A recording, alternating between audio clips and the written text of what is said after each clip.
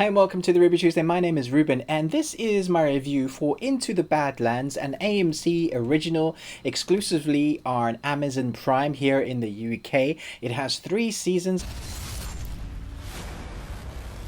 I've been asked by a number of my subscribers to please review this, especially off the back of Wu Assassins, which has been met with mixed reviews. Let's say most loved the martial arts and action, but not the storyline. So rather than give a review for Season 1, Season 2, Season 3, it will take quite a while. I kind of wanted to give a review of all 3 and pick bits from Season 1 and 2 and 3 and just give my kind of thoughts without giving spoilers, because I know there's a few that still are umming and ahhing about whether you want to watch this, and so I thought I would do my best not to give major spoilers. What's in that trunk? Although it is out now completely, so you can check it out. I'm going to give maybe just the slightest amount of spoilers, just so I can talk about some decent plot points. But for the most part, you should be okay to, if you haven't seen it yet, to go and watch it. So Into the Badlands, IMDb have the worst description for this series. Let me read it to you. A mighty warrior and a young boy search for enlightenment in a ruthless territory controlled by feudal barons. That is very light on what this story actually is about. So in the first season, we had 6 episodes and we didn't know whether we were going to get a second season. And the episode 6 of season 1 leaves it very much on a cliffhanger. So I'm so glad we got a season 2. But basically, it's set in a future where guns have been outlawed and there are still some mechanical machines around, cars, motorbikes, but they're quite rare.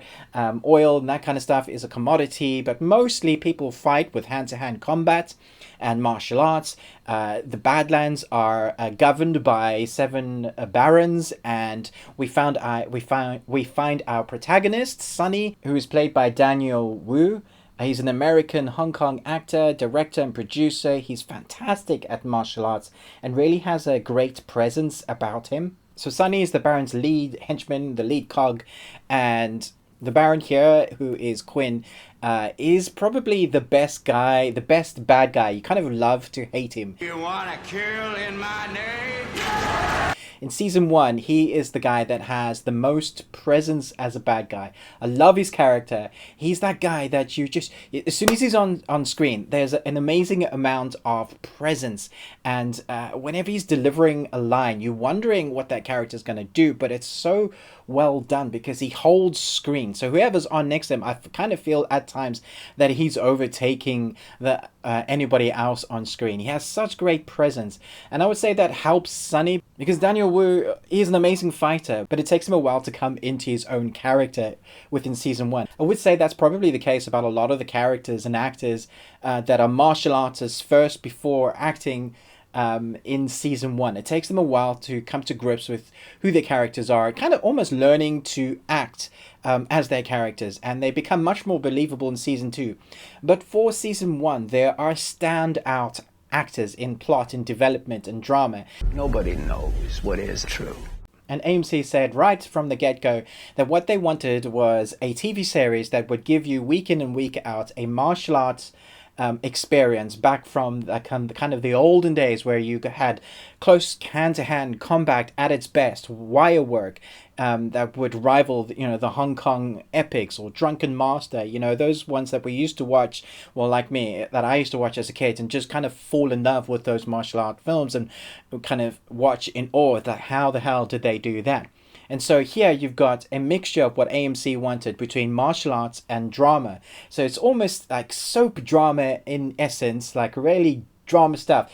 This guy's sleeping with that guy's wife, and that person is out for revenge on that person, and that person's pregnant. Really kind of skipping over major arc plot points, but like the kind of the drama that you get in dramas, but mixed in with martial arts. But the best thing by far throughout all 3 seasons for me is the cinematography. The way the fighting is captured and delivered on screen is fantastic. So in between the drama, you get these scenes that are so riveting and so fantastic to watch that by the time you get to them, because the drama has been building up the story, you are so ready for amazing action sequences, and they don't let you down.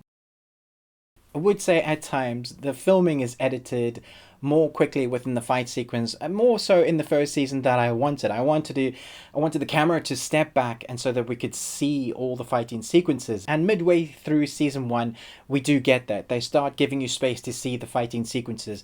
They become more confident. The fighters become more confident. It's almost like the camera work and the actors and the sequences are all working well together, and you get to see the moves that you want to see. It's still fast paced, and there is a way of creating a fight sequences that works better for them. So they cut it in a way that goes, I'm punching this guy, and now I'm going to swivel around the camera over here so you can see it better. But it's a way of cutting it. But sometimes it was too quick. But I think that only happened within the first half. I felt like throughout the second half of the first season, they found their footing. And so we obviously got a second season. The second season is 10 episodes, and throughout the 10 episodes, it's really building upon the arc and the lore of this whole world. There's this storyline to do with Azareth and the guys with dark eyes, and I'm really trying to not do plot spoilers. It lends into the mystical fantasy realm of some of those old films that we used to get, where they like, how are they flying? And it kind of grounds it in a way that makes it believable. So okay, so but they have like superpowers almost. Once you reach a certain level, or you're gifted with a certain type of ability, then you can do amazing things that defy gravity. And so they ground it within their storyline, but the storyline is solid. So I really enjoyed that aspect of it. And then we get season 3, which has 16 episodes. And I felt like for the first 8 episodes of season 3, they were really developing their plot. And then it feels like they knew that season 3 was the last one they would get, that the show was cancelled. And it feels very rushed.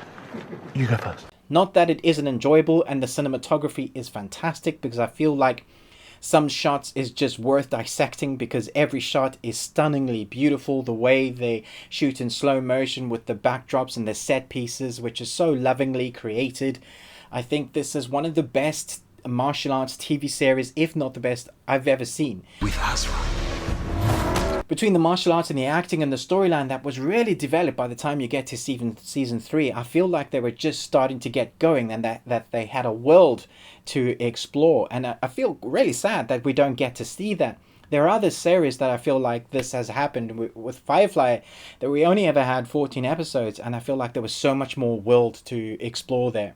And here it feels the same way, because you get invested into these characters, and then the network cancels it because they don't have the amount of views that they want. Unfortunately, there isn't enough views for them to justify doing another season, but the show does have a steady fan base. It has built up, and I believe it's becoming more and more popular. So it's a shame, because between the martial arts, the set pieces, the cinematography, the score, which at times just builds on the action set pieces, it's often a work of art. I loved it. I do think other seasons are stronger than some.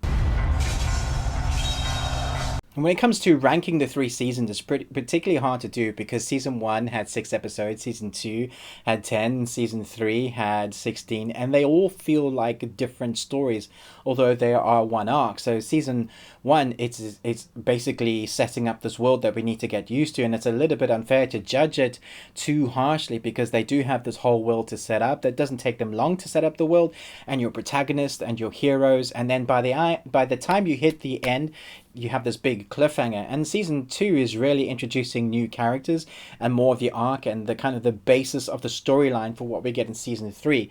So you kind of do have to judge it in all 3 seasons as one. So for all 3 seasons, I would rank this series as an A, because for all my love for it, there are some really funny issues that it has. For instance, there is this fighting sequences where, particularly with the women, where they're wearing high heels. Because you can't really fight in like 6-inch stilettos, or I definitely can't. They change their footing to flat shoes so that you can see the fight sequences and them fighting. Now this wouldn't be an issue if they only did it occasionally, but it's almost every time there's a big action fight sequence. You look at the woman's feet, and one shot they have these big high heels, and the next shot they're flat. That it's like they stopped fighting and said, "Hang on, let me just change my shoes," and then they put their flat shoes on, and then bam. And this happens consistently throughout all through the 3 seasons, and that type of thing does happen. There are some continuity issues with clothing and colorization of what they're wearing and scarring and that kind of thing. So it isn't perfect. Like, I can't give it an A+ because it does have some issues, but I wholeheartedly enjoyed every season. So season 1 I think is great. I would give it a B if the actors are coming into their own. Season 2 I would give an A- because it has a few issues like I mentioned. And season 3 I would probably have to give a B+ because I think the first 8 episodes are great in story, and then the last 8 episodes are great in action. They just kind of rushing out that story that they needed to get out. It looks beautiful as in a whole, so that's where I rank these 3. What do you think about this season? Do you love it as much as I do, and the actors and the action sequences? Were you surprised by some of the actors that did crop up in here? I haven't mentioned some because I don't want to spoil it, because when you do see them crop up in this series, it's like a sigh of relief, because some actors you are familiar with, and when they appear on screen you're like, they're definitely going to hold their own here. There were a couple of people I didn't even know that could fight. I really enjoyed this. It's really sad that it was cancelled. I could do with watching so much more. I'm saddened by the fact that it feels like there is so much more. They left this series with a massive cliffhanger. So they do finish an arc, but then they start off, annoyingly, they start off in storyline so many more questions that we needed to be answered. Very frustrating, because now we'll probably never get to see that unless something miraculous happens and someone picks it up, like Netflix. Fingers crossed. If you love this series like me, or you're just starting to get into it and you fall in love with it, then do jump on the bandwagon of the #save into the Badlands and tweet and let the world know how much you love it. Let me know what you thought about this series in the comments below. But most of all, until next time, remember, live long and Tuesday.